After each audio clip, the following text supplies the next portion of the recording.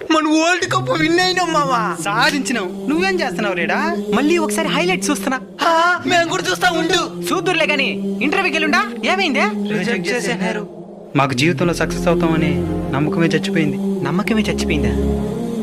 Night మన match చూసి ఏమి నేర్చుకున్నారా? భారత్ గెలుస్తుందనే నమ్మకమే లేదు. ఇద్దరు బ్యాట్స్మెన్లు ఫామ్ లో ఉండి 30 బాళ్ళకి 30 రన్స్ మాత్రమే కొట్టాల్సిన పరిస్థితి నుంచి పోరాడి 7 పరుగుల తేడాతో ఘన విజయం సాధించిన మన టీమిండియాని చూసి మనం ఏం నేర్చుకున్నాం? మన భారతీయుల చేతి అవమానించబడి చివరికి తన భార్య చేత కూడా తిరస్కరించబడిన ఒక వ్యక్తి దృఢంగా నిలబడి పోరాడి మన జాతీయ జెండాని ప్రపంచ దేశాల ముందు గర్వంగా ఎగరేసినాడు. ఆయన్ని చూసి మనం ఏం నేర్చుకున్నాం? కేవలం 11 మంది పోరాడి 140 కోట్ల భారతీయుల్ని గర్వపడేలా చేయగలిగితే మనం పోరాడి కనీసం మన కుటుంబాన్ని గర్వపడేలా చేయలేమా? చేయగలం.